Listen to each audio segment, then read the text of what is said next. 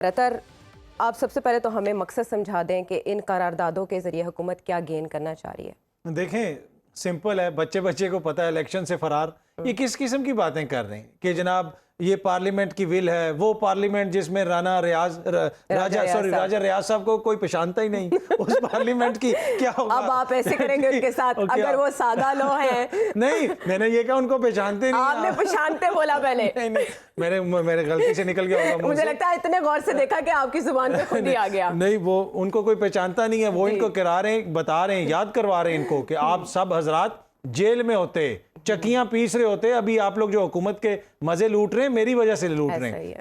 دوسری بات یہ کہ اس پارلیمنٹ میں 50-60% تو ویسے ہی نمائندگی نہیں ہے. آج کتنے لوگوں نے اس قرارداد کے اوپر دستخط کیے؟ تو یہ الیکشن سے فرار کا طریقہ ہے جناب کے 3 ججز اور 1 جج اور 2 جج. بھائی پارلیمنٹ تو نہیں فیصلہ کرے گی نا، عدلیہ کے فیصلے ججز کریں گے. کیا عطا بندیال صاحب پاکستان کے چیف جسٹس نہیں ہیں؟ کیا انہوں نے جو فیصلہ دیا ہے وہ عدالت سے فیصلہ نہیں آیا؟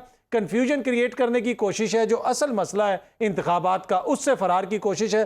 فارمولہ استعمال ہوا ہے، اسپیشل فارمولہ، زرداری فارمولہ. یہ اسی قسم کی قرارداد ہے جس طرح یوسف رضا گیلانی صاحب کے حوالے سے بھی آئی تھی 2012 میں. نتیجہ کیا نکلا تھا؟ نتیجہ وہ نکلا تھا کہ گیلانی صاحب گھر گئے تھے. اب مریم کے چاچو کو بھی فارغ کروانے کے لیے زرداری صاحب نے یہ فارمولہ پیش کیا ہے. ایسا نہیں ہوتا. دوسری بات یہ کہتے ہیں کہ جی ہم فیصلہ مسترد کرتے ہیں. آج کسی نے درخواست بھی دے دی ہے، حکومت بتائے نا، کابینہ اپنے دستخط کے ساتھ کہے کہ ہم سپریم کورٹ کا فیصلہ مسترد کرتے ہیں. یہ سب بالکل جسے آپ کہہ سکتے ہیں نا کہ ایک طرح سے پریشر ڈالنے کی کوشش ہے کہ ہم کوئی ریفرنس لے آئیں گے سپریم جوڈیشل کونسل میں. اور ایک معزز جج جن کا اپنا ریفرنس سپریم جوڈیشل کونسل میں نہیں گیا، انہوں نے کہا وہاں نہیں چل سکتے. انہوں نے بھی خط لکھ دیا کہ جناب جلدی سے اس کو چلایا جائے سپریم جوڈیشل کونسل میں. اب گجرانوالہ بار کہہ رہی ہے کہ ہم 2 اور معزز جج صاحبان کے حوالے سے ریفرنس بھیجیں گے. کچھ عناصر اس کی تردید کر رہے ہیں، وہ کہہ رہے ہیں کہ ہمارا اقدام نہیں. وہی نا، کچھ کہہ رہے ہیں کہ ہم اسی طرح جس طرح بلوچستان بار کا فیصلہ آ گیا تھا کہ جی وہ ریفرنس دائر کر رہے ہیں، کچھ لوگوں نے کہا ہم نہیں کر رہے. یہ کہنے کا مقصد یہ ہے کہ آپ عدلیہ کو سیاست میں گھسیٹ رہے ہیں.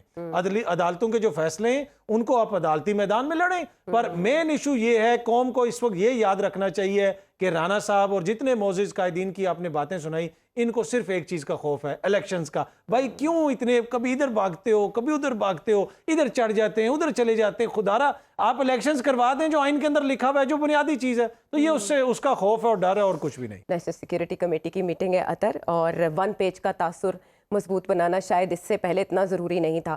کیا ہم بریک تھرو کل ایکسپیکٹ کر سکتے ہیں؟ دیکھیں جہاں تک حکومت کی صورتحال ہے، صورتحال نازک ہے. حکومت نازک کیوں ہے؟ دیکھیں آپ جو سیاست کرتے ہیں نا، آپ پارلیمان کی قراردادوں کی بل بوتے پہ نہیں کرتے.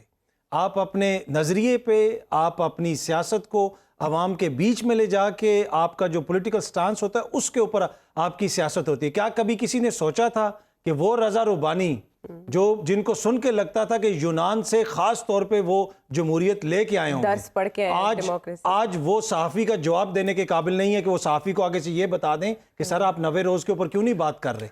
آج ہمارے ایک بھائی صحافی نے ان سے پوچھا ہے نا، آگے پیچھے ان کے پھرتے، رضا ربانی آگے سے چپ کر گئے. اس سے آپ اندازہ لگا لیں کہ ان کی حکومت کی کیا سچویشن ہے اور ان سیاسی جماعتوں کی کیا سچویشن ہے.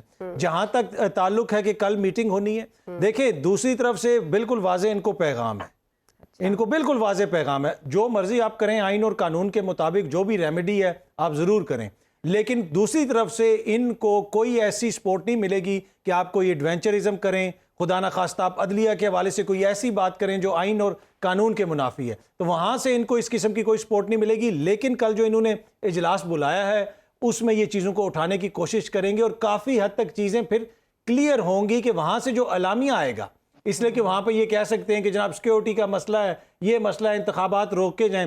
چلیں اس حد تک تو مان سکتا ہے بندہ، کہہ سکتا ہے. لیکن اگر کل کے اعلامیے میں عدلیہ کے حوالے سے کوئی چیز ہے، پر میں ہائیلی ڈاؤٹ کرتا ہوں، میں نہیں سمجھتا کہ اس میٹنگ کے اندر سے عدلیہ کے خلاف کوئی چیز نکلے گی. پہلے ہی ان کو میسج دیا گیا کہ آپ ضرور قانونی اور آئینی جنگ لڑیں، اس میں یہ حرکت نہ کریں. تو مجھے یہ لگتا ہے کہ کل کی میٹنگ بہت زیادہ امپورٹنٹ ہے اور اگلے آنے والے دنوں میں جو ہمارا فیوچر ہے اس کو شیپ اپ کرے گی.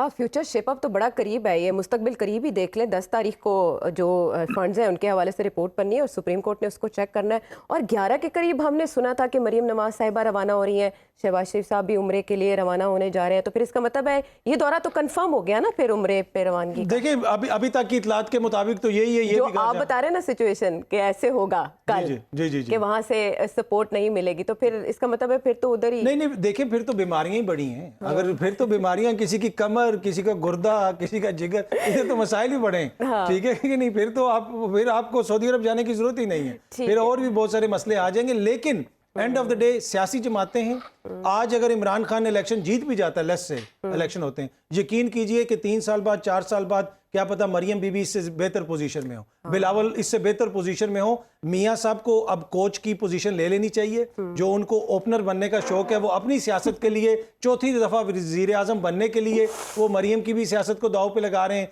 बिलावल साहब की भी सियासत जाया हो जाएगी। बेहतर यही है कि निज़ाम को चलने दें ताकि बाद में आप भी इससे मुस्तफीद होकर